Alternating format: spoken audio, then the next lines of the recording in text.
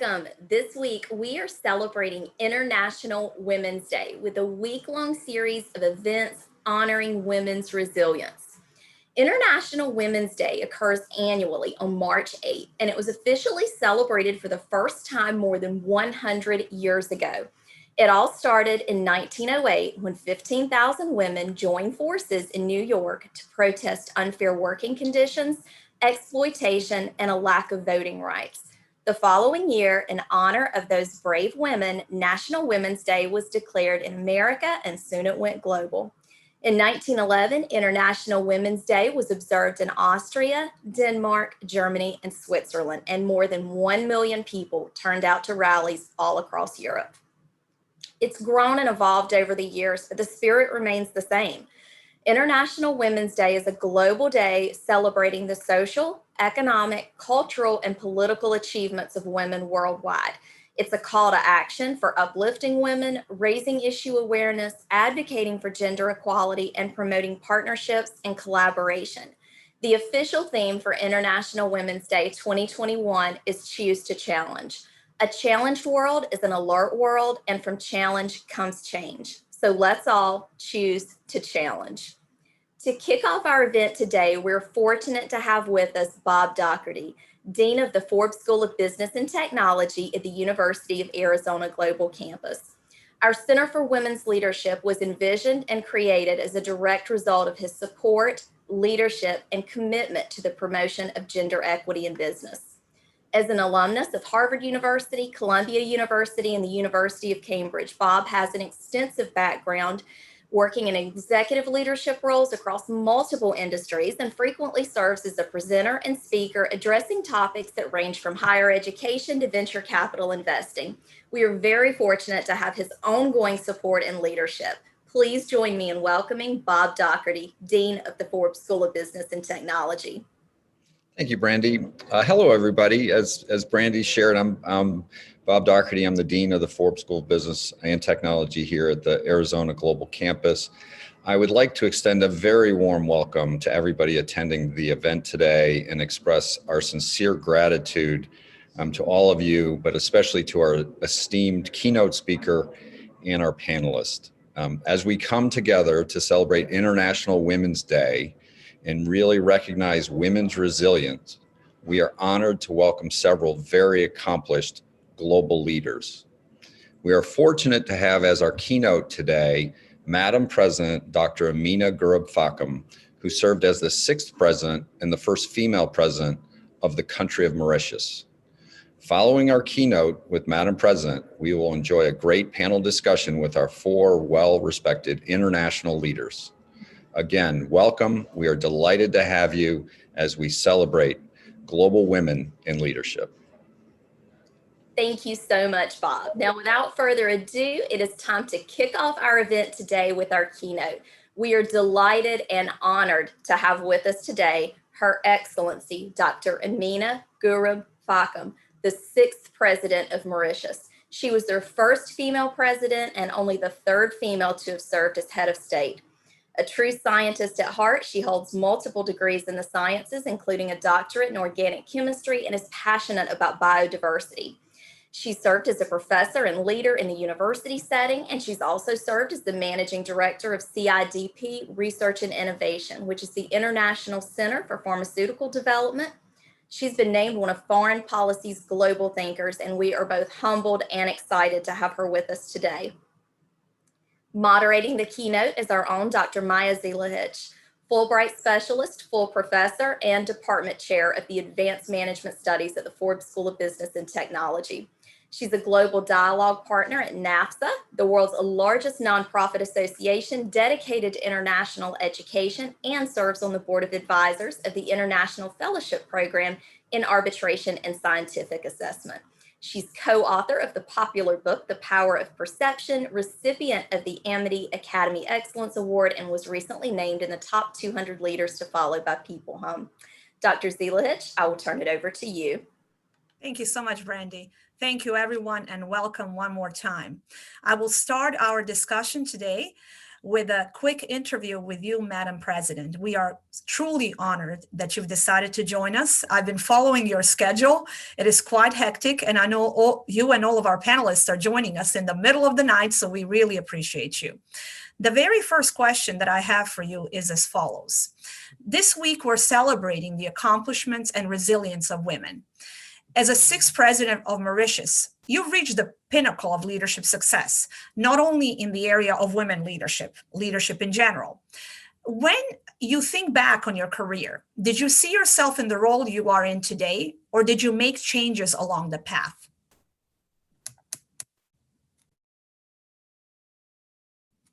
Your mic is muted. Yes. Unmute. Thank you so much for having me and for the kind invitation. And I must say, I'm very appreciative, Maya, of all the follow-up you have made. It shows really true professionalism, and I really appreciate that. And also greetings to all the fellow panelists. Of course, today we're celebrating a very important day for all of us. And we know that, women leadership, women empowerment, and women rights were not given at all. So we've had to fight for it. And I'm glad that every day we name the day, the 8th of March, because it's a day that's worth naming, because we're still fighting. The fight is not over. And in fact, in the course of our discussion, you will see that we have regressed over the past year. And all the gains that have been made since the Beijing conference in 2015, in 1995, we have moved backward. And this is something that we have to take stock and move ahead and make sure that we leave no one behind, as is so much said. I've had a very eclectic career. And I started as an academic. I became a first female professor at the university. And I became also a first entrepreneur to have translated my research work into a business. This is second nature to many people in the United States. But where I come from, where there is no safety net at all, protecting entrepreneur, least of all protecting a women entrepreneur in the area of science, this was a big risk to take. And then all of a sudden, the world of politics found me. And so I became, again, what I increasingly refer to as being an accidental president. And if I look at my career, if I were to put my finger on one important aspect of my life, is passion. I have been passionate about science since a very young age. In fact, I did science not knowing what to do with it. But I did it because I enjoyed it, and I still do. For many years, when I look back on my career, I find that this is something that we have to highlight all the time. We have to be passionate about what we do, because when we are passionate about what we do, we can only do it right. And the promotion and the money will come after. But there's nothing worse, Maya, than going to work every day in a position that you simply hate. So might as well make that position become your passion and make your work become your hobby. So that's what I did. But at the same time, there was something that you can't compromise on. You can't compromise on excellence. And I have always said, and I will say it again, of course, I may sound like a broken record, but excellence knows no gender. And this is something that I like to bring home to all the girls when I speak to them, when they start whining, all the facilities on there, drive for excellence. And that knows no gender. And the other thing that, there are no cutting corners is hard work. There is no substitute for hard work. So when you put this together, I think you have a very, very nice recipe for success.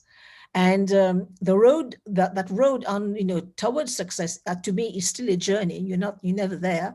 It becomes something to ponder on, because you'll find many, many hurdles. It will not be an easy track, but all you have to do is keep on persevering, and you'll get there in the end. So that's my journey. Absolutely. So I hear a passion, excellence has no gender, and pick a project that you really feel strong about. And I think that is important. We have many students joining us today, so Facebook Live in particular. So this is definitely something they can utilize as they're working towards their future careers. My second question has to do with you being a high-profile leader. And that comes with challenges. What has been one of your greatest challenges, and how have you worked through it? I will start this answer, Maya, by just citing an anecdote because we are in the academic world. I was the deputy vice chancellor at the university. And occasionally my secretary would tell me, ma'am, I've got to go to, to fetch my daughter from school, or I have to go to do some shopping. So I say, carry on. And if the phone rings, I will pick it up. And many a times the phone rings and I pick it up and I always gets referred to as Mr. And one day somebody had the cheek of saying, are you the secretary of Professor Gurubhakam? And I said, just wait, hang on, sir, I'll pass you on to the professor. And when I started talking, I say, this is again, so many assumptions that people make, that when you are at that position of leadership, you always have to be a male. When you're a professor, you certainly cannot be a woman. So I think these are things that we need to work on, right? This issue of patriarchy, again, is in degrees, because in some countries, patriarchy may not be there, or to a lesser degree, but it is still there. And that pecking order that we get all the way up to the position of head of state, it will always be there. So this I think the first thing that you have to grapple with is patriarchy, is the pecking order, and also all the time that I have been within science, being entrepreneurship, there is that notion of you are a woman. When you're dealing with an older man, it's always down there, girl, down. So that's always there. So I think, again, the way you rise above all this is stay focused on what you do, drive for excellence, get good results.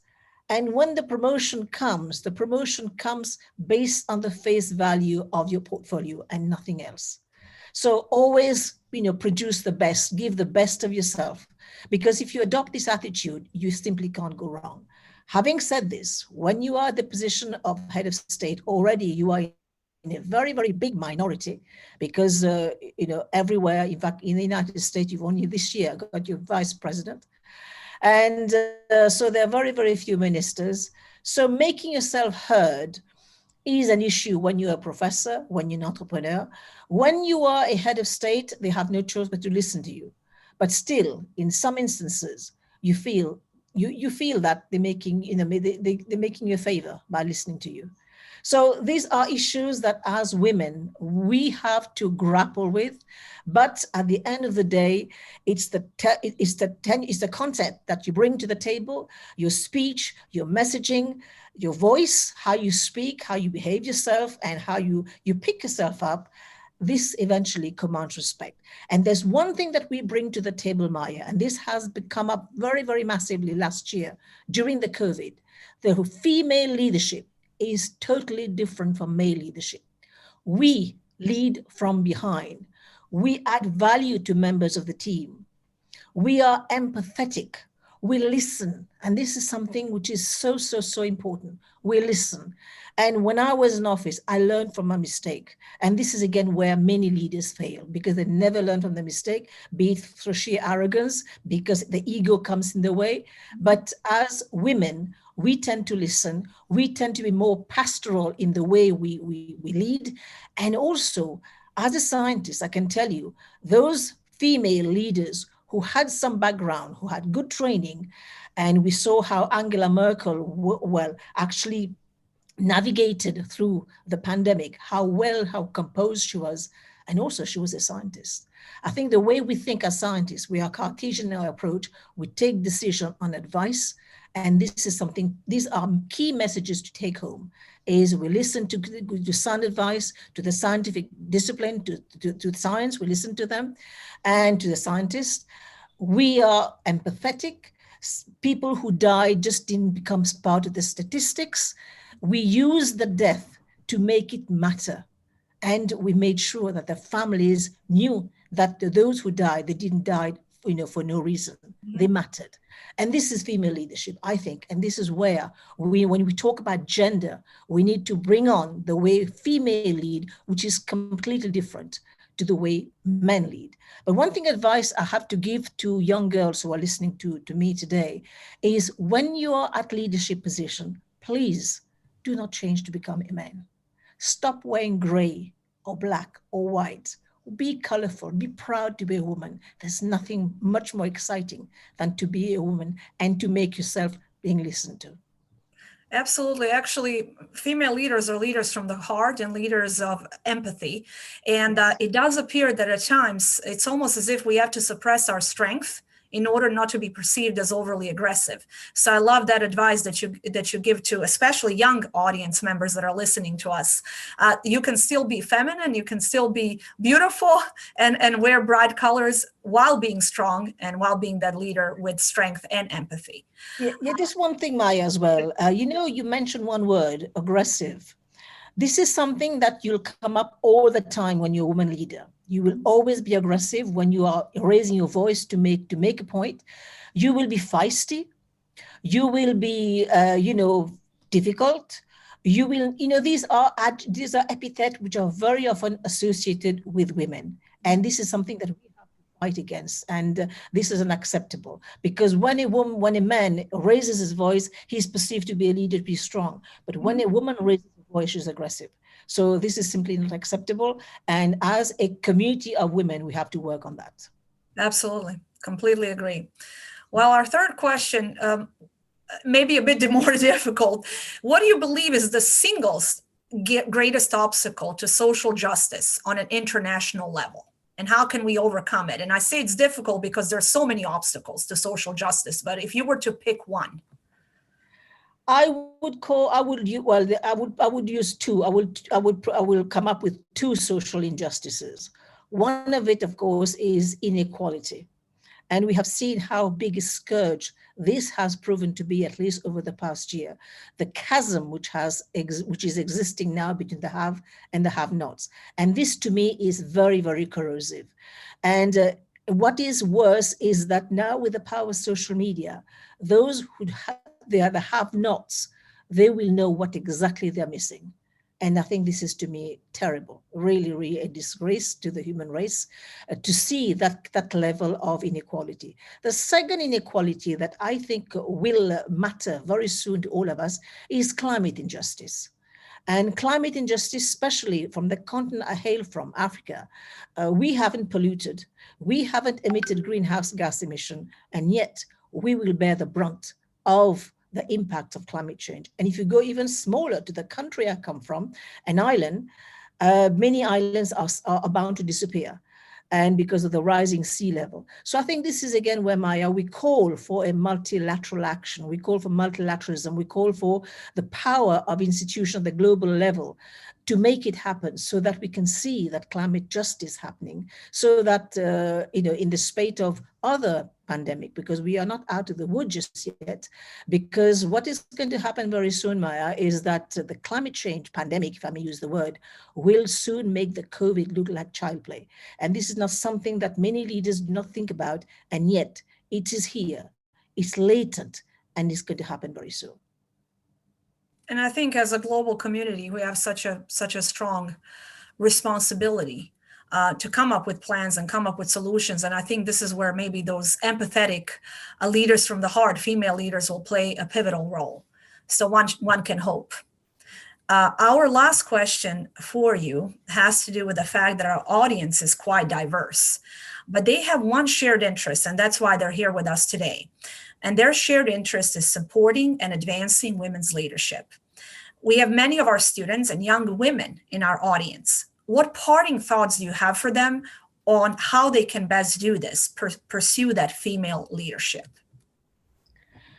To get more females at a certain level, to get more female leaders, we need to get more sisterhood of women. And I will cite to you Madeleine Albright. It may again sound like a broken record, but I think what she said is very true, is still true today, is that there is a special place in hell for those women who do not help women. Women tend to disparage each other more than men do. And there is no need for that. I think when women have to realize that if we are going to rise, if we are going to see women out there, we have to all rise together. Otherwise, we will all fall together. So let us really develop that community, that sisterhood amongst ourselves, show solidarity, because we don't see that among women. So let us make sure that when we see a woman rising, we help her. We make sure that she's up there, because when a woman is a leader, when a woman is a political leader, she will be able to pull others along with her. And when we are out there at that table, this is when we will be able to make policy changes. Again, something that we have to draw the attention today: women in leadership position is not the same as women in power. Women in power are those women who can really make material changes to the laws. At the end of the day, institutions and the laws are only places where we will turn to when we have trouble, we have problems, we have challenges. So to bring these women to that level, we need to encourage her. Let us all take each other by the hand. Let us take that young girl by the hand. Let us build her self-confidence. Let us tell her that she can do anything, because precisely she's capable of doing anything. So that's my parting thoughts for you, is that let us build that community of women, and we know we can do it, and we can be the change that this world needs to see. Thank you so much, Madam President. Your story is a story of inspiration. You overcame so many challenges. You're definitely a career path to follow. Thank you for inspiring us this morning. I know it's getting very late your time. If you're able to stay for the audience questions, we would appreciate that. If not, thank you again for honoring us with your presence. I can take a few questions, Maya, before I go. That's fine. Sure. Jenny, do we have any questions from Madam President that she can address in the forum? Just one question right now we have is the theme of International Women's Day this year is Choose to Challenge. And thinking about your life and career, what are your thoughts on where you have had to challenge? I have challenged the status quo. I have never walked the usual path, the well-trodden path. I created my own. And for that, of course, I got a few knocking. I'll just give you a very small example. I chose to work on traditional knowledge, herbal medicine. And can you imagine 30 years ago when that was only a small wave? Now it's a tsunami which has taken over the world. We all want to be treated by, of course, the green medicine and everything green. But when I started, it was completely anathema to the world. So I chose to do that because I saw these women out there who really trusted and believed in what they were practicing. So I walked that path. I created my own. And so that's what I have to say to people, just like what Einstein said, don't be led by the crowd. It will take you to a position X. Just go with your imagination. It will take you many, many places. So that's what we have to do, is never follow the crowd, create your own path. But at the end of the day, what I said earlier on is still true. Enjoy what you do and be passionate about it. That's what I challenge.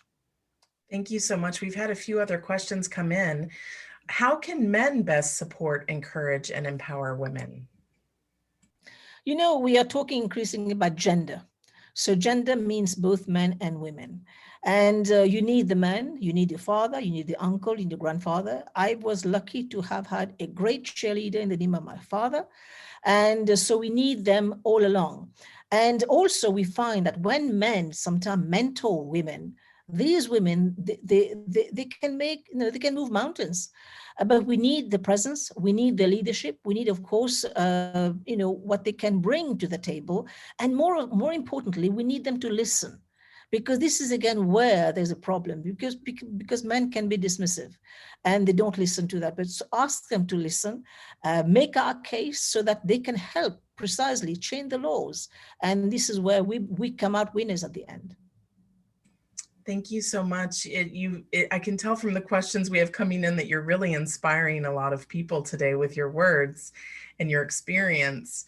The next question is, Madame President, did you have a woman or a group of women to contribute to your own success, or did you feel alone while you were blazing this trail? That's the downside of it. You are always alone.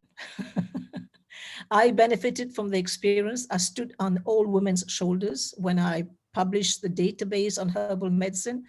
So I benefited from their experience, from their wisdom, and I'm still grateful to them today that they were very happy to share this with me. In fact, I did not keep that knowledge for myself or patented anything. I put them back in the public domain so that it becomes, of course, prior art vis-a-vis the World Intellectual Property Organization. So I stood on their shoulders. But at the end of the day, while you're forging ahead, this is something that you have to, we have to interiorize. You are alone. And the higher you go, and there is a saying that says that it's very lonely at the top. Yes, it is. But this is where you actually draw from your own inner strength. And your own inner strength is you know who you are, and you don't have to read the newspapers to know who you are. So just stay focused and dream big, but set yourself goals. You can't go wrong. Wonderful. And there's a question about climate change that's come up here. Madam President, do you think that climate change adaptation is something that could save Mauritius or the rest of the planet? Definitely, we're talking climate change adaptation for countries like my own, we're a small country. We're talking about climate mitigation for those which have been polluting. Now we have many players. I'm not pinpointing anyone because there are now many players. We are living increasingly in a multipolar world where there are, of course, many areas of leadership, and of course of many areas are emerging. But at the end of the day, we will need to actually there's one thing I will just digress one little bit here. We increasingly talk about climate change. We increasingly talk about saving the planet. My God, we're not saving the planet. We are saving our own livelihoods on this planet. The planet, nature doesn't need us. In fact, nature showed us very, very clearly last year when all the animals started taking over our cities. So we are an expendable species. What we have to ensure is that we tell ourselves that we are very much part of that ecosystem. We cannot dominate nature. We have to respect her. And the sooner we realize that we are part of that ecosystem, the better it's going to be for us, and the better that we will ensure our survival on this planet. So let us all work as a community of people, of scientists, of various stakeholders to ensure that we ensure our own survival, because make no mistake, nature doesn't need us. Thank you so much. To conclude the questions, I just want to share with you so many sentiments that are coming up in the chat about how much people appreciate your sharing. And I'll close with this. I'm incredibly inspired today. Thank you. Thank you for normalizing leading with your heart and with empathy. You showed us that anything is possible. And with that, I'll turn it back over to Dr. Maya Zelihich. Thank you, Madam President. I speak on behalf of the entire Forbes School of Business and Technology Center for Women's Leadership here at the University of Arizona Global Campus. We are very thankful that you took the time out of your busy schedule to be with us and to inspire our audience. A big round of applause for Madam President. Thank you so much. Thank you so much. Enjoy. Thank you so much. Thank you. Thank you. With that, I'm turning it over to Brandy Havens. Thank you, Maya, and thank you, Your Excellency, Dr. Gurubhakam. We're so grateful to you for sharing both your time and your wisdom with us today. Thank you. Now it is time for our panel discussion, and we are all in for a treat today as we have some amazing global leaders ready to share their thoughts, perspectives, and ideas for the future. So let's take a moment to meet our panel members. Danila Arsovska serves as the president of the Macedonian Chamber of Commerce. She is a Macedonian representative in the International Chamber of Commerce and an elected general council member in the World Chambers Federation. She's the recipient of the 2018 Best Business Women Role Model of Southeast Europe Award, as well as other awards for her contributions in customs and entrepreneurship development. Dr. Hazel Harrington is the founder and CEO of Harrington Publications, as well as the advisor, committee chairperson, and magazine editor-in-chief at the Universal Presidential Service Center. She's a recipient of the Global Entrepreneurship and Impact Award, in addition to being an Australia Top 100 Women of Influence nominee. Dr. Harrington also earned an honorary doctorate in humanities for empowering women and youth in Africa during her tenure with the nonprofit organization Destiny Arise. Lumbi Malambo is a United Nations global leader, global goodwill ambassador, and humanitarian. She works to promote clean water and the empowerment of women and youth in Africa. She's also a mother, a work-life balance expert, a voice for the voiceless, and an award-winning motivational speaker. Cinella Jayasuriya is an awarded international speaker, management trainer, and business coach. She is the founder and CEO of Women Empowered Global, which is dedicated to help women rise, lead, and thrive by becoming more confident and influential as individuals and professionals. She was awarded the Exceptional Women of Excellence Award by the Women's Economic Forum and was also the recipient of the Women's Icon Asia Award. At this time, I'm going to turn the floor over to Dr. Zelahich, who will be moderating the panel discussion. Thank you, Brandy. Thank you and welcome to all of our panelists that are joining us. I was just trying to count from 4 different continents, all different time zones. It is middle of the night in some of the areas of the world. So thank you very much. Thank you for your energy. And we're going to go ahead and get started. Also, thank you for allowing me to address you with your first name so we can make this conversation a bit more informal. So my first question goes to Hazel. What do you believe are 3 critical elements to women achieving financial and economic independence? How does that vary between developed and developing countries? Awesome. Thank you, Dr. Marja, for this awesome platform. And I'd like to wish all the other panelists and Madam President a happy International Women's Day today. And in terms of your question, how can women achieve financial and economic independence? Number 1, financial inclusion. Number 2, we're looking at realizing women's rights to land and reproductive resources. Number 3 is gender parity, and I'll expand on that. In terms of financial inclusion, women need access to loans and financial services in order for them to become economically independent and self-sufficient. When women have access to land as well, they can actually provide the daily basic necessities for their families. Now, the sad situation that we have in developing countries is that we don't have protective laws for women. And in terms of gender equality for women in Africa, like Madam President mentioned, we're actually going backwards. And this is a sad situation. As of 2015, we've seen that in Africa, in terms of the gender pay gap, in terms of gender equality, we're actually going backwards. However, I am proud of Rwanda and South Africa. They've done very well in promoting women in management roles. If you look at Rwanda, we're looking at 27%, South Africa 15%. So that's great. And when we're also talking about Africa, which is a developing continent, most of the countries are developing countries, we find that in terms of gender equality, women, we're looking at 204 years until we achieve gender equality, which is a very, very, very, very sad situation. Now, in terms of financial inclusion as well, we find that women are being discriminated against compared to men. If you look at women, only 65% have access to bank accounts compared to 75% of men. Now, why is that? Well, the situation is this, because most people that are lending out money to women, they believe that men are more able to pay back these loans compared to women. And we go back to land. There's a belief that men are more able to look after the land and in terms of reproductive resources provide for the families. But that's not true, because the majority of women are into farming and agriculture. They get up in the morning to fetch water, miles and miles, and they're farming and they're providing the basic needs.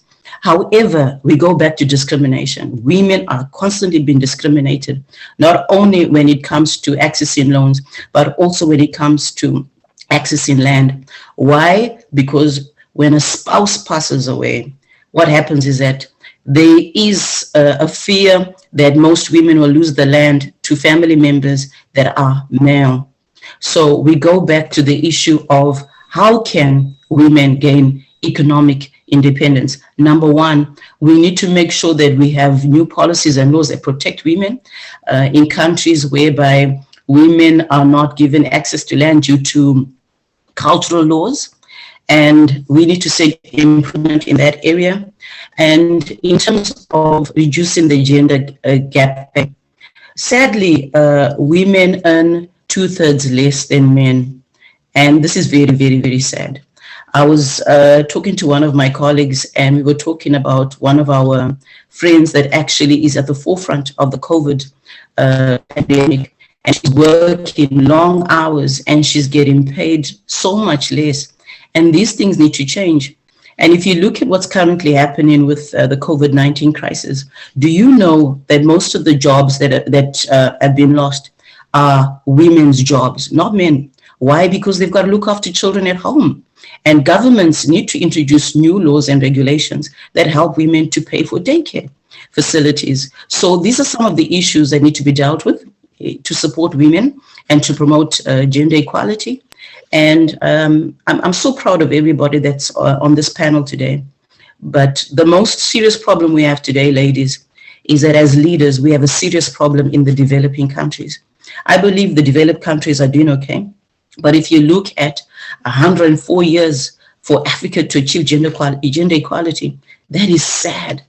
And it's a very sad situation. So we're looking at going into Africa and promoting some programs that will equip and empower women to become the leaders that they were born to be. And I actually, Hazel, what I've was the other day here on the Western Hemisphere, what's happening as a result of COVID. Women are exiting the job force at numbers that are much higher. And the reason that that's the same thing, and also what's happening with child caretaker.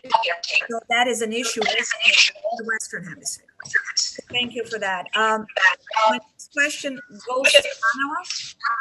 And what I think someone's mic is still on, because I'm hearing a little bit. Okay, perfect. Okay, the next question is for Daniela. What is the role of international cooperation in global economic growth and empowerment? I hope I unmuted myself. So can we hear each other? I hope everything is well. Okay, thank you. So dear Maya, first of all, allow me to thank you and the Forbes School of Business. Also, great thanks to the Dean for organizing this panel. And I believe that we have opened a dialogue on many important subjects for women empowerment, especially we'll be discussing further on today about the economic empowerment of women. One of the important things which you actually asked right about now is if the global economic growth and empowerment, when they're in question, is the international trade and cooperation always needed to be based on free trade and fair competition? This is something I always say that is probably of the utmost importance. Sometimes this is very difficult, and international trade has proven to be one with many barriers, especially for the entrepreneurs and for the startups which are owned or managed by women. So international cooperation actually plays a major role, and I've had the opportunity from my own experience to overcome many of the barriers due to the quality of the international network which I have, and also from the cooperation with the stakeholders from the international business community. Mostly what I can say is what I have found helpful is the input and assistance on bilateral level, which I have made through the communication between the Chambers of Commerce and the Business Association. This is something which, these services is something which is underused and something that I believe that has untapped potential to help increase the level of trade.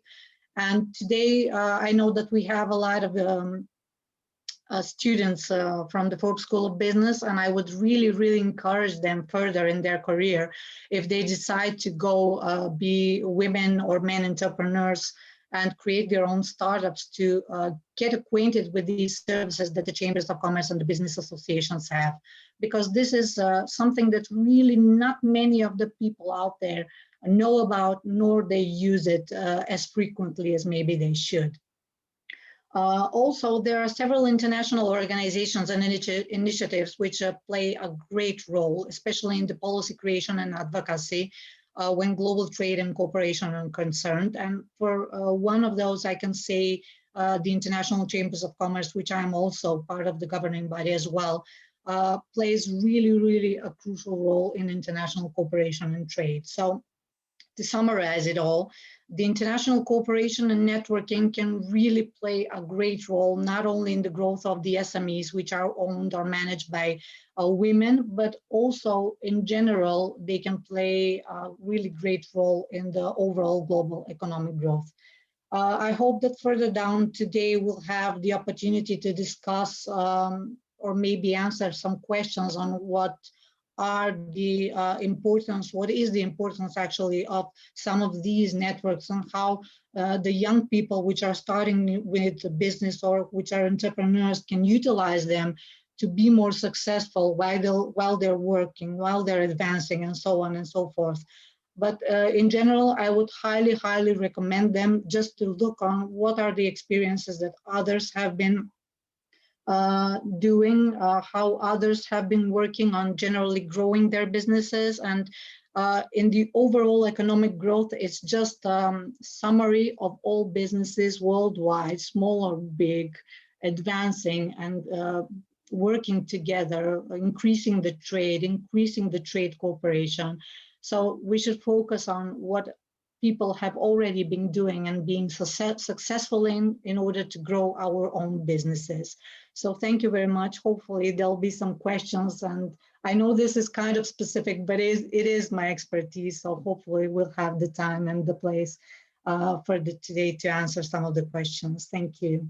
Thank you. We here at the Center for Women's Leadership, we have a very robust mentorship program. And one of the pillars of the mentorship program is to teach the students how to network.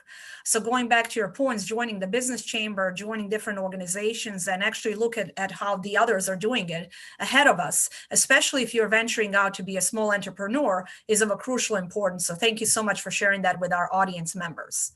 Thank you. And I would just like to add briefly before we go on to the other panelists, you just touched upon something which is highly important. Previously, Hazel talked about the financing opportunities for women. And what actually we've had as an experience from, I don't know, it's a personal experience from all the women entrepreneurs with which we have been working with. The best and I would say the foremost things that women decided or spoke that they need as a part of their financial independence or empowerment was not only access to finance and financing and getting, assets, which is quite difficult. Females, don't have access to their assets. It's usually something that the male has in the traditional societies. What they have mentioned as quite important is one, the childcare, high quality childcare. This is what represents a big barrier for them. And the second of all is networking and mentoring as something which they found highly important, especially learning from the mistakes of others. Absolutely. So thank you for mentioning that. Absolutely. And that's how we learn sometimes. Sometimes we learn from our own mistakes and sometimes from the mistakes of others. And actually, it's a bit easier if we learn from the mistakes of others. So absolutely. We're now switching topics a little bit based on Lambi's project of passion. So how does the availability of adequate water supply affect the opportunities and prosperity of women globally?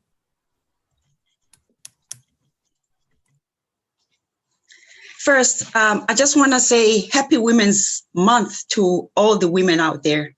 And thank you for that question, Dr. Meyer, Zelig-Hink.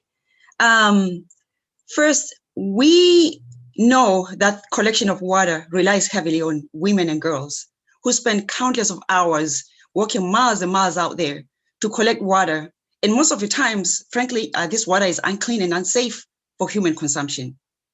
A woman would sacrifice her life for her family to have water, not just water, but clean water. So the availability of clean water means that women and girls are no longer burdened with having to walk miles and miles to fetch water, especially if the water is strategically located within proximity to their living quarters. Think about how much time is saved from just collecting water and how creative women and girls can become given that time. But it's not really that simple. just because they have water doesn't mean that they have the tools and the resources to enable them to unleash their power, right? So consider the role a woman plays. Women are just as equally likely to play a pivotal role in, say, designing technologies that would shape the future of the world. We just need to give them the equal space to play in. And that means, of course, that we need to use whatever influences we have to push for equality for all. But to get there, we need to go a step further to promoting the general policies that focus on activating the women's roles and empowering women socially and economically. We need to develop strategies that meet the needs of those that are most vulnerable. So combine that with the availability of water, then women and girls can prosper in terms of health, in terms of restoring dignity, and in terms of well-being of a woman. And there are many other opportunities as well, opportunities for girls to go to school, just like boys, right? So women can lead and become a powerful force as well. But then again, that means putting women and girls at the center of the rebuilding efforts. We already see out there so many organizations talking about diversity and inclusion and representation and gender equality, right? So, I mean, that's a good start. We're heading the right direction. But we also need to put the money in the hands of women so we empower them. But then again, that means that we have to rethink the strategies on how we fund women, because right now the way we fund doesn't include everybody. So those are some of the issues that we need to be addressing. So if we grow the women's space, for example, and we all come together collectively for a common good, and that means all private, public, all sectors, we come together and work together to address the issues that women face today. You mentioned one important thing. There are two concepts, women empowerment and dignity. Mm-hmm. One cannot be empowered without feeling that they have their dignity. And the clean water is very much connected to that concept. So that is very powerful. Thank you for saying that. Absolutely. Our next question goes to Cinella. Cinella, statistics continue to show how few women are in senior and high-profile leadership roles, and that they report facing ongoing discrimination and bias that we touched upon a little bit earlier today. What has been your experience in your career with respect to this?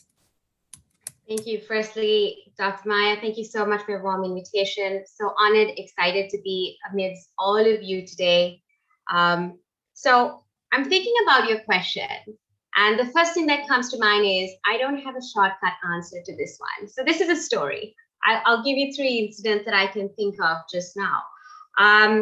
So just to tell everybody just the background, a little bit about my journey. I'm the founder and CEO of Women Empowered Global and also Diverse Consultants. And currently I'm involved in no less than easily 7 different leadership teams, 7. I speak around the world. I'm on advisory committees on local and international. I'm a judge, speaker, mentor at various female incubator programs around the world. Now, in hindsight, looking at who I've become now versus who I used to be, it almost feels like a miracle to me, Maya. Looking back, the woman I am today, I'm thinking is nothing like the girl I had to live with all my life back then, growing up. And so looking at my background, I'm South Asian, didn't have mentors, I didn't have support. The journey was really hard. I was quiet, I was shy, extremely timid. You're not going to believe me. Everybody goes, Cinella, you no way. I'm like, yes, this is who I was, constantly. Just try to, ask myself, what is my worth? What is my purpose? Do I have value? I had no sense of dignity or pride in myself. And I also come from a part of the world where, by and large, Maya, women are raised to get married. right? By and large. On the other hand, the men are raised to get a job or start a business. So this is the paradox I'm talking about. It's big. So what happened was, my journey is that I had to push myself through this big paradigm shift to survive the bias, to survive this stigma, to survive this generational mindset coming from my mom to me, from my mom's mother to my mother, that women can't, that we're so confined, that we are limited, not limitless. We weren't, being exposed to concepts of potential when I was growing up. It was more, don't get your knees buried in the mud. That's just for your brothers. It's not for you. Stay clean, stay, fresh. So going through all of this, I had to survive, the box stereotype, the feelings of, being judged for expressing my opinion, for asserting my value. And I had to fight so hard with my own mind, my own self-limiting beliefs, that I can be confident, that I did have purpose, and that I can become the woman I am becoming today, that I have powerful vision, and that I have vested energy. So this is a lot of mind power. You talk about giving a woman money, you also had to teach her the money mindset. So this is where I come in. So, this is a funny one I'm going to tell you. I can't remember how many times, ever since Disney production introduced Frozen to the world, that I learned the lyrics and started singing, "Let it go, Cinella, let it go." All right, we've all done that as women. So when I talk about shattering the glass ceiling, it's also an inside job. So what I do is, at my core, is I help women look through the glass, find their voice, find the power, really resonating with my own journey. So helping women find the passion in leadership. That's personal leadership, cultural leadership, organizational leadership. Coming specifically to your question, Dr. Maya, gosh, this is the first time, like a confession open booth. I've never really spoken about this on any of the many panels I've been on about these incidents, because of this fear mentality, the stigma, the backlash. But here it is. I can recall so many incidents in my journey to being in the C-suite position I am in right now. I remember incidents where I would walk straight into the boys' club, meaning the meeting room, the discussion room, or the table where I was literally the only woman in the room. And few examples I want to explain, because while stats research data is pretty black and white, very clear, experience and real life, situations, what happens at incident, there's so much more color there. There's so much more nuances and complexities and dynamics involved. So I'm trying to give a very qualitative explanation on the incidents that I went through.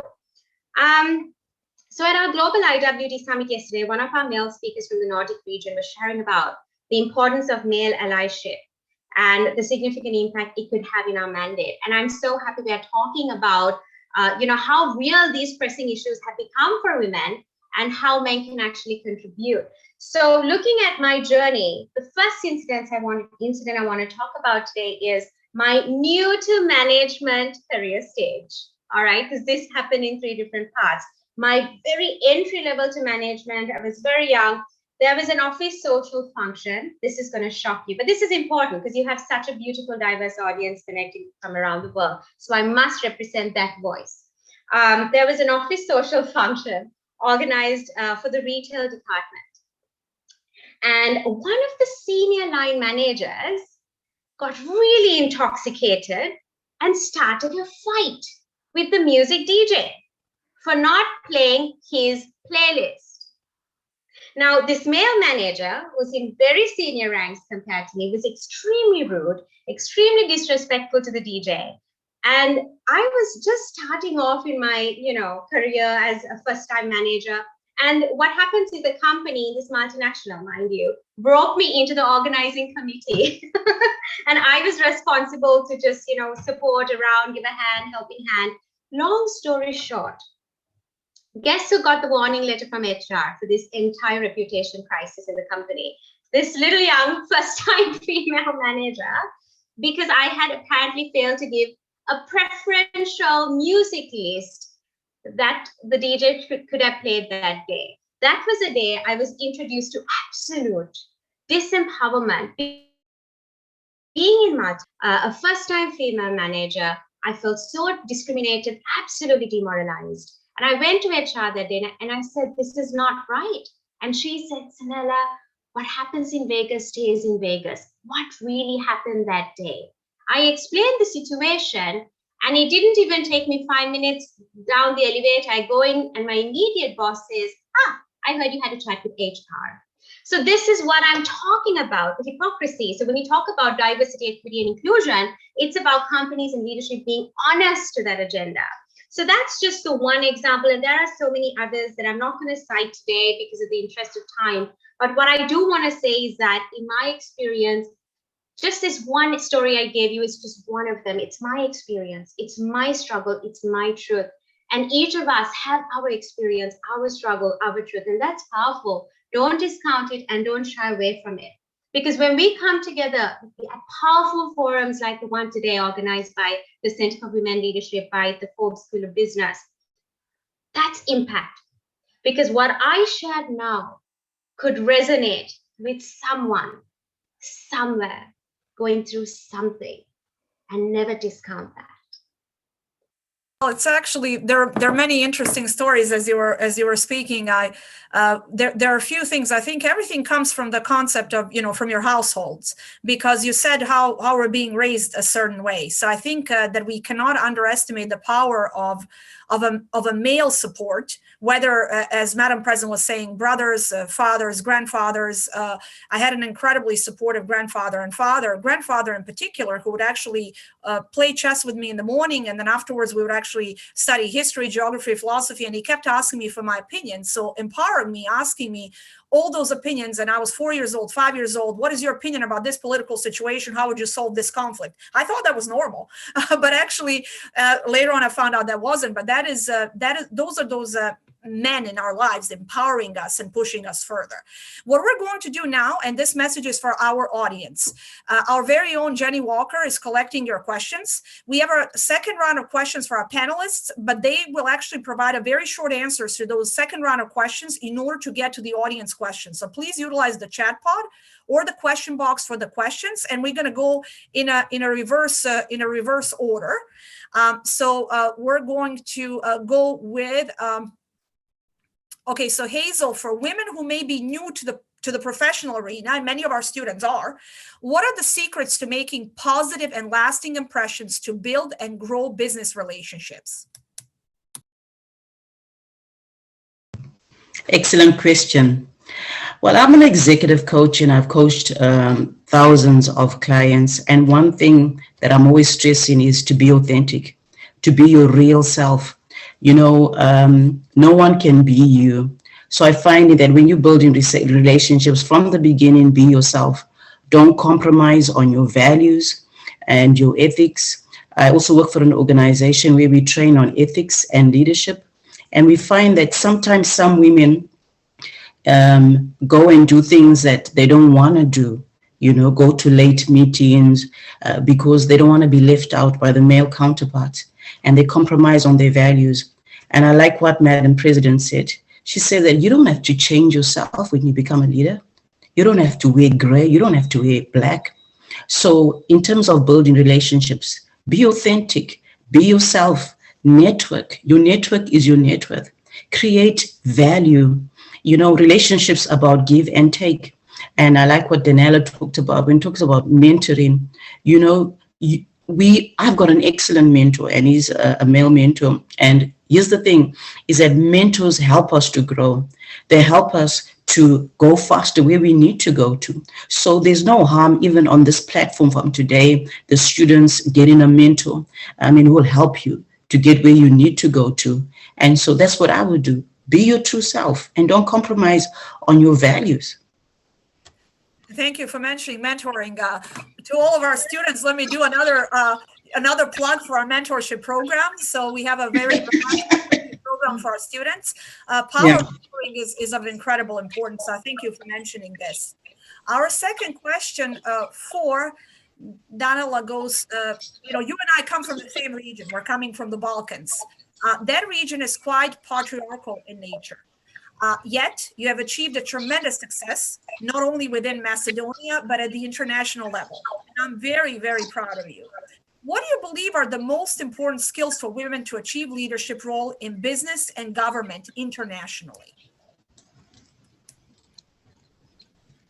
Thank you. Well, I always say that a person should always be valued by based on meritocracy and on integrity, no matter what their gender is. And as you said, for women, especially when they are in traditional or in conservative societies, it is even more difficult to achieve the high-level roles. But I think that all of us here today are living proof that this is not impossible.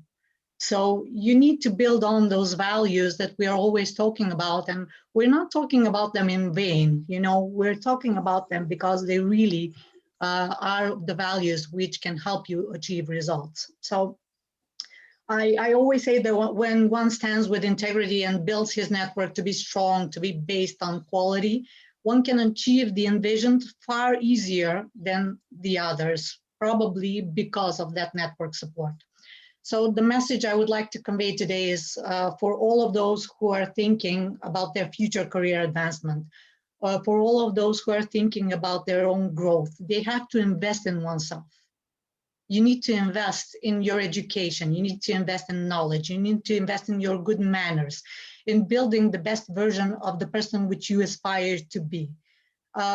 Also, building relations based on friendship, honesty, and truth is important. And just getting these relations to be based on trust is really, really highly important, not only for me, but I believe that for everyone out there who is in the business community. These are some of the important things that we need from each other and we need from these relationships. First, for them to be based on friendship, and then for them to be based on partnership. So I would say that some of the most important qualities to possess in order to achieve the leadership roles, no matter what the gender is, are persistence, knowledge, and integrity. And building these relationships based on friendship and based on trust could become something which will guide you throughout your career and help you get to the leadership role that you deserve and that you probably aspire to have. Absolutely. I think that goes for both men and women. It is a little bit, we would like to highlight it a little bit that when it comes to women supporting other women, building those networks, these friendships, and actually empowering each other, that is of a crucial importance. So thank you. Thank you for mentioning that. Now, the next question, Lumbi, goes to you, and we touched upon it ever so slightly pertaining to COVID. You worked quite a bit in the developing world, and how have the effects of the recent global pandemic affected women from already impoverished and disadvantaged areas? Well, can you hear me? Can you hear me? Yes, we can hear you. Okay. All right. I just wanted to make sure I'm muted. I muted myself. It has put us women far behind. Women have been extremely affected by COVID-19, as you know, and this has been described as the biggest setback to gender equality in a decade. So I think we have an opportunity to reverse the effects of this pandemic, to at least preserve some of the generations of work that have been achieved by women and girls. But I strongly believe that if we work together collectively, we can solve the problem. Fortunately, the pandemic is exposing major problems that women face today in achieving equality. But we can go back to like before the pandemic, and you will see that women were about 3 times more likely to sacrifice for their families, to sacrifice their careers for their families. And when the pandemic hit, and we're left with millions of people having to decide who goes and who stays, and we do see that it was mostly women who sacrificed. So if we put women and girls at the center of COVID-19 recovery relief efforts, it is possible, in my opinion, it is possible to close that gender equality gap. assuming, of course, that we continue with some of the best practices we learned from COVID-19, right? But another thing is that women are facing an increased violence, domestic violence, unemployment, and poverty. So we need to make gender equality our agenda and use whatever influence and whatever platforms we have to push for equality. We need to be incredibly effective as change makers. And that means we have to be create different kinds of opportunities for women and girls and be innovative. So, but as we stand today, COVID-19 has put us underserved and impoverished far behind. And domestic violence is a topic in itself, because there were so many incidents, and actually there's global research that is indicating that those incidents are actually on an increase, because a woman's home is not always the safest place for her, sadly. So I'm glad you mentioned that. Prior to going to the audience's questions, the last question goes to Cinella. What advice would you offer to women who are considering becoming business owners or starting their business? That's a really good question. I would say, believe it or not, this is a good time to start. Why? Because you could start from home with more workspaces digitalized, with working online business models happening. And I'm talking about smart innovation, just basic steps in how you can innovate and do things differently. And consumer markets are more equipped, and end users are more receptive and open to online commercial trends and behaviors. So the market is open because it's all new. We're all in this together. But here's my advice to you. Before you plunge into something, I'd urge you to first write down, what is your vision? Write down some goals and some objectives, some values. And once your thinking becomes more clear, that is when you plunge. That is when you launch, because clear thinking is what's going to get you clear results. You have to start there, all right? Now, I also want to advise you that you're going to encounter 3 stumble blocks, 3 pirates. Life is an ocean, captain of your ship, you're going to have these 3 pirates. It's going to come, right? Time and time again. The first pirate, fear. The sea pirate. Pirate number 2, limiting beliefs. You're going to get this. Pirate number 3, expectations of others. And as women, we rent that power. We rent that power every time. So you're going to have these 3 tough people in your way, tough scenarios. So here's what you do. You want to know what I did? So what I did is I trained myself not to resist that fear or pain, but I rather deal with it by teaching myself ways to convert those stumbling blocks into some passion and motivation to propel forward. So you got to find what that trigger looks like for you. What are some of those ways where you can face that fear, not deny it? Repressing it is only releasing it back to you. So you got to face it. And very quickly, I also want to tell you that today I did a keynote at a global innovation, Women in Innovation event that happened in Germany. And a lady asked me this. She wanted to start a business. And she said, Cinella, what do I do? Where do I start? I'm confused. And I know right now, a lot of you can resonate with this. We're going through this, right? There's no one shoe fits all strategy. So here's what I told her. And I'm going to tell you that very quickly right now. I basically asked her 2 questions. Got her to close her eyes and do this exercise. I said, what are your top 3 go-to skills when handling an extremely stressful project? What have those skills been? And I asked her question number 2, what are some hobbies, side interests, or God-given talents that you think at this time you can monetize? What are those low-hanging fruits? You don't have to surf too far out. And then she opened her eyes. I did some visualization. And this is practically, ladies, what you can try right now at home. Think about it. And sometimes the answers and solutions are already living inside of Absolutely. And I almost closed my eyes and I was trying to brainstorm myself. So I suggest after this session, we all do this. I will now hand it to Dr. Jenny Walker, who's the chair of our Center for Women's Leadership, for the open forum. Prior to doing this, I'm going to do something I usually do not do. My mom's been in the audience from the beginning and she does not speak English. She is just here to support me. So a big shout out to my mom. And now it's all yours, Jenny. Thank you, Maya. And hi, Maya's mom. So ladies, what a wonderful conversation. So much rich information and tips for people's careers and really for their lives. We have a few questions from the audience. And the first one is challenging, I think, because we've talked about this idea of investing in ourselves, but what about the women who have not yet had that opportunity? That's where our first question comes. And it says, how do we support a woman without education to be autonomous? And this person is asking from the perspective of trying to support their elder sister who's in this position. And this question is open to anyone.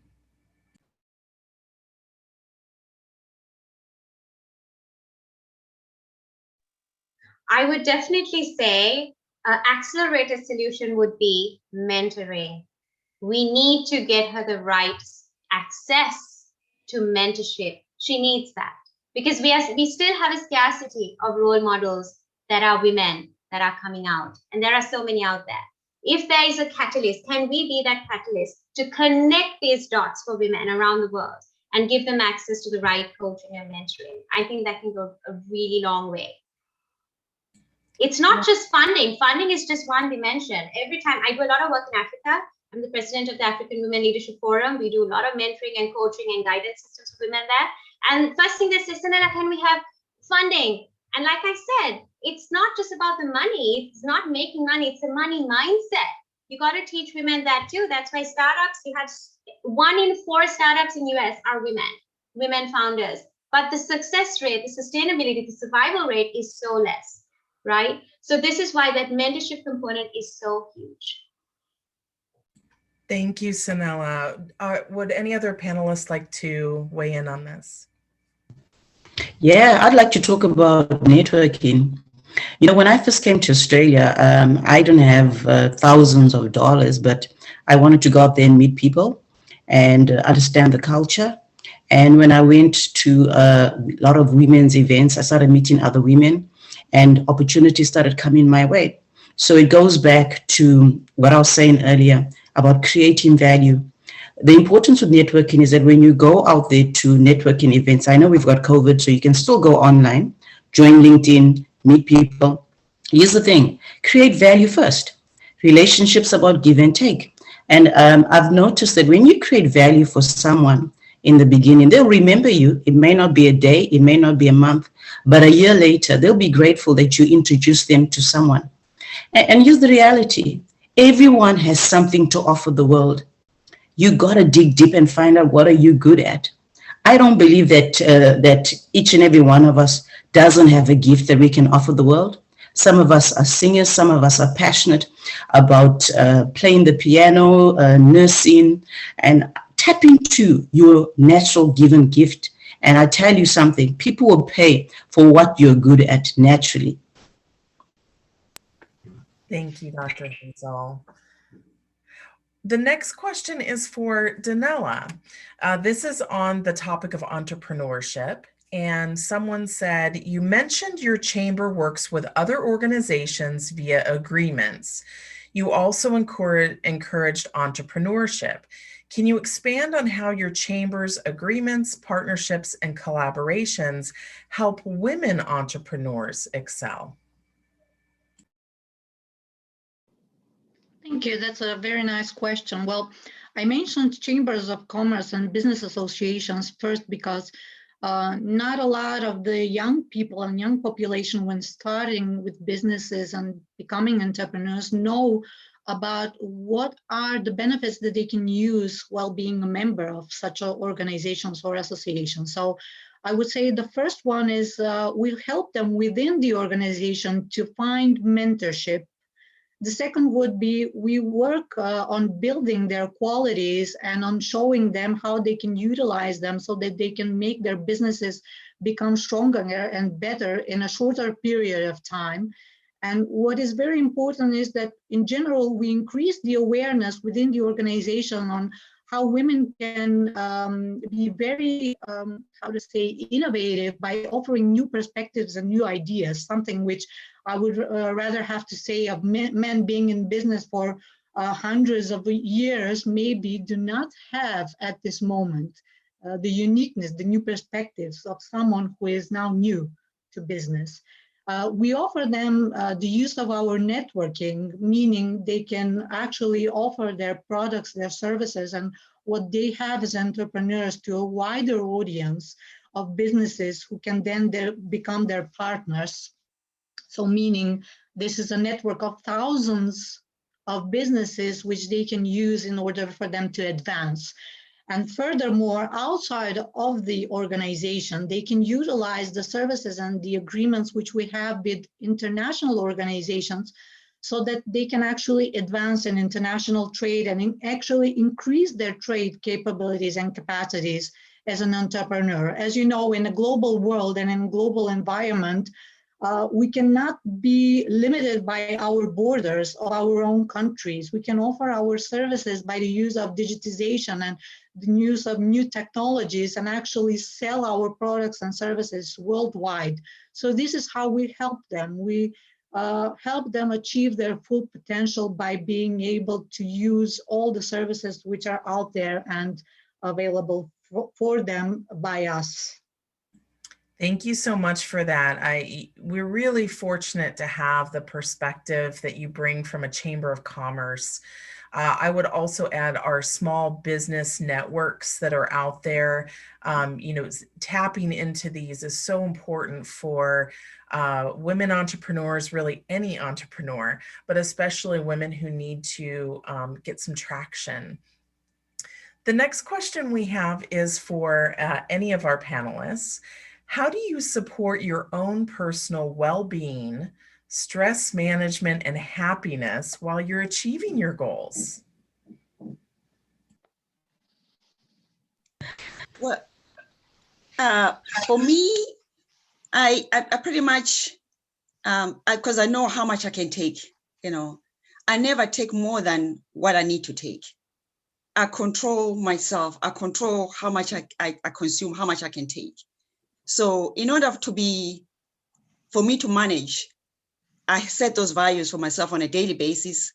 I plan ahead and make sure that what I have the next day is enough for me.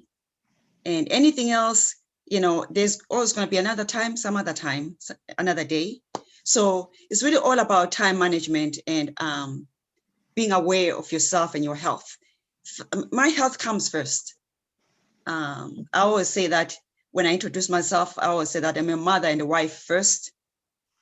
And then I'm an entrepreneur and a humanitarian, because my life comes first. I don't care what anybody else has to say, or even if I have a job out there, they say this is important.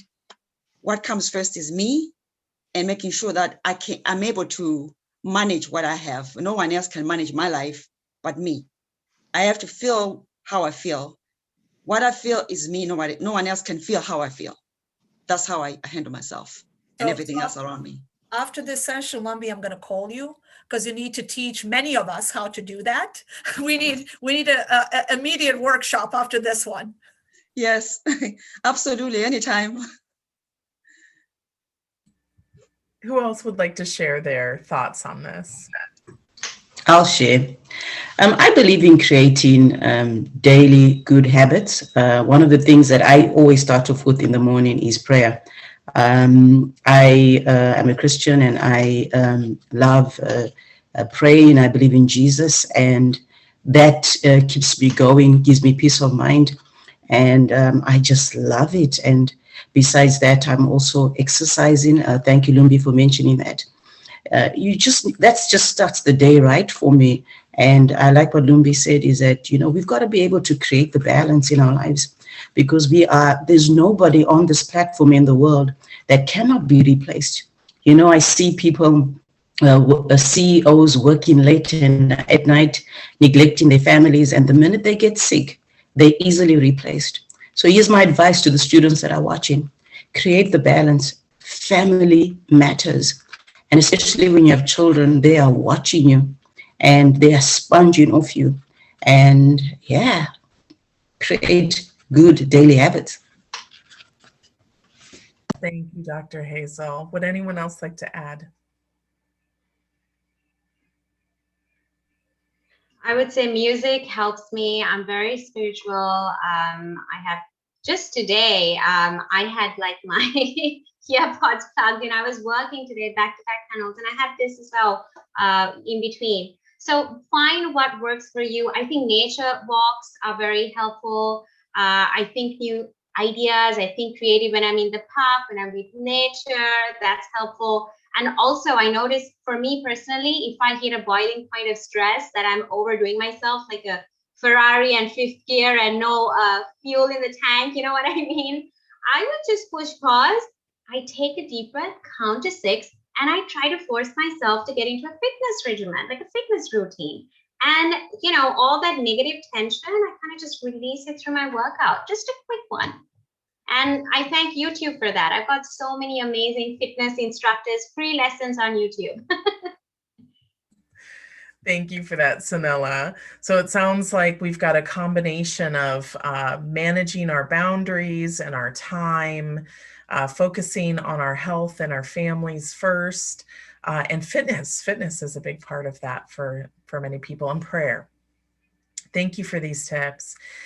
The last question I have here is, when you think about your future, what do you envision? What are you working on right now in your own life or career to reach your next level of leadership?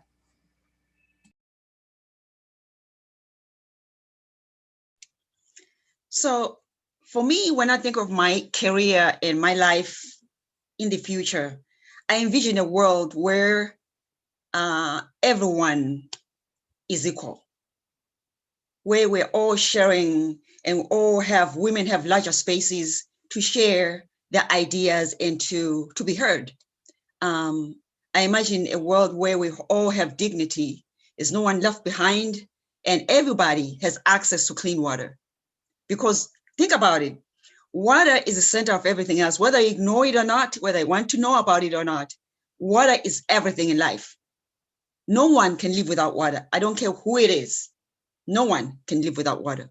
So I imagine a world where everyone has access to clean water, and where all women and girls no longer have to walk miles and miles, and where we all uplift each other, and women and men are equal. Gender equity, gender equality. That's what I see in the next future, or just very soon, hopefully very soon. Because right now we already have conversations about, diversity and inclusion and representation. So why can't we get there?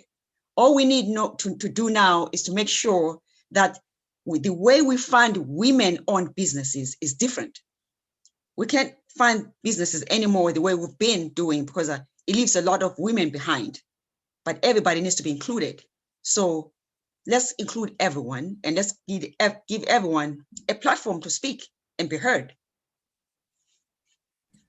Thank you, Lumpy. Who else would like to talk about their vision, their goal for their leadership in the future? So something for me is how I came to birth Women Empowered Global. It was not an accident. It was a divine encounter. It just had to happen. And I told myself, I'm so passionate, my energy goes before me, is because I want to empower 1 million women in my lifetime. I want to leave a legacy so my daughter will say, Mom, thank you. You made the way. I saw you. I heard you speak. I saw who cried. I was watching. And I can already see my 9.5-year little baby girl, my warrior princess, is growing up, emulating progressive values, more confidence. And I couldn't even think of confidence at that age. I couldn't even spell the word. And I have my little baby girl looking up to me. So my vision, I just want to give this quick quote that I love. Empowering a woman isn't about making her strong, because women are already strong, but it's about helping her realize that strength. So that is what I stand for, because that has been my challenge, my hardship, my negative thinking pattern. And I overcame that, and I'm becoming every day. I'm in my process of evolution. I will never fully become. We are always becoming. So let's do it together. That's wonderful. I have 3 daughters, so I have these 6 eyeballs looking at me. That's powerful. Danella, for you, what do you see as the future vision for your life and career? Well, probably just doing the same thing I'm doing up till now. I'm advocating for human rights, especially for women's rights. I'm trying to become each day a better person than what I was yesterday. I'm trying to be a good role model, not only for my son, my husband, my family, but also for everyone on national, international level. Just show them that a person can build on integrity, on being a good person, on honesty, on trust, on all the values which we used to value in the past that are still with us. And even though many of us like to say that sometimes tradition is a boundary, being a woman that lives in a traditional and in society which is really, I would like to say, highly traditional, sometimes this can be an asset because it teaches you on how to behave and on how to live and on how to be open to some different things when you see them throughout the world and appreciate what you have at home. So that would be in brief. Thank you. Of course, thank you. And Dr. Hazel, do you want to wrap up the discussion on our vision for the future for your career and life? Yeah, thank you so much, Jenny.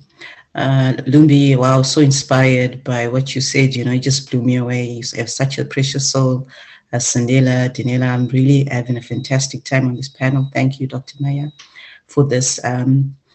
I just want to share a testimony when I look at my future. I've got an NGO in Zimbabwe, and I've been empowering women and youth and also going into the prisons. And I started that 10 years ago. And I remember going into the prisons for the first time, and I was scared. And I was like, these men are not going to listen to me. Who am I? What was I thinking even trying this? And I was with my team. And I walked in, and when the prison doors are high, and I was like, what am I doing here? And the fear just started.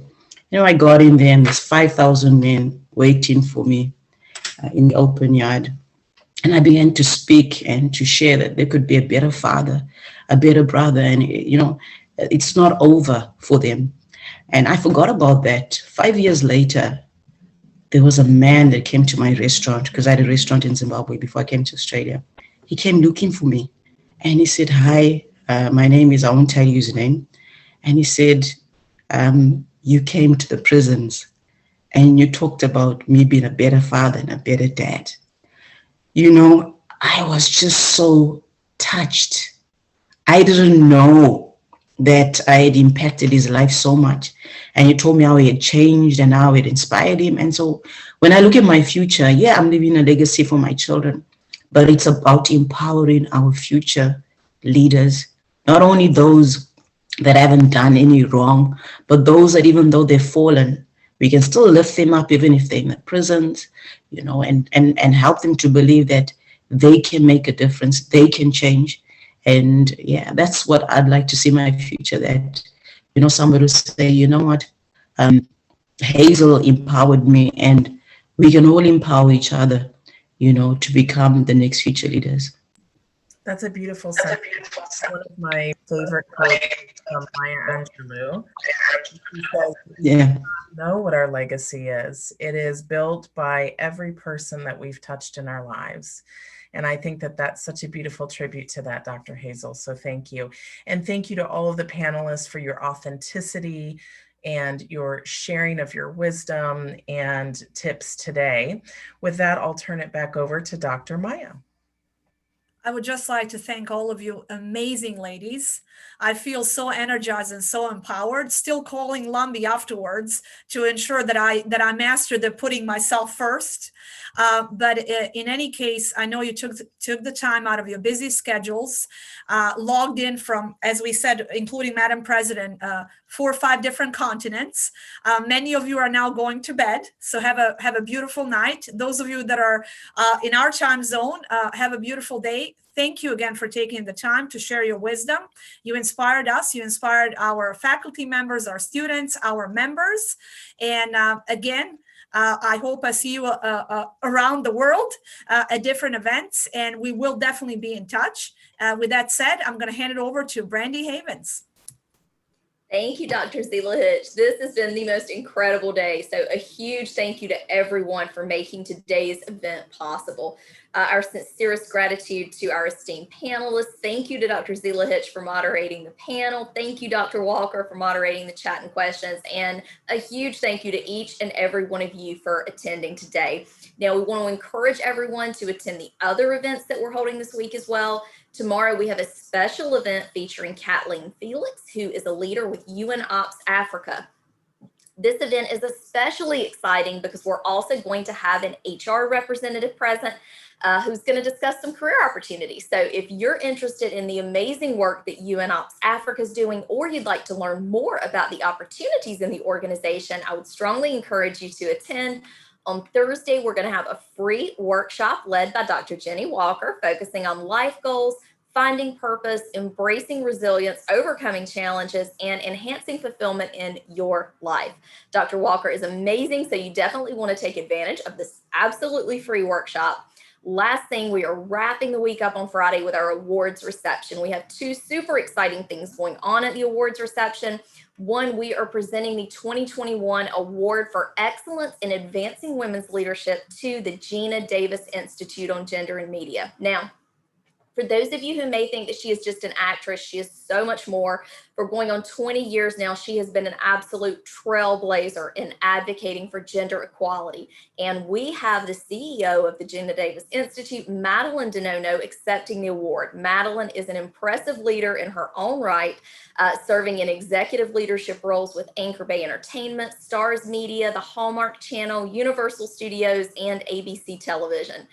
Also, we are going to be announcing the winner of our Women's Resilience Artistic Expression Contest. If you haven't had a chance to look at these entries, please head over to the CWL website to do so. All of these entries are so incredible, so moving, and so inspirational, and we are very excited and privileged to honor the winner this year. Last thing, if you're not a member of the CWL and you would like to join the CWL, be sure to head over to our website, and we will look forward to seeing you at the remaining events this week. Have a wonderful day.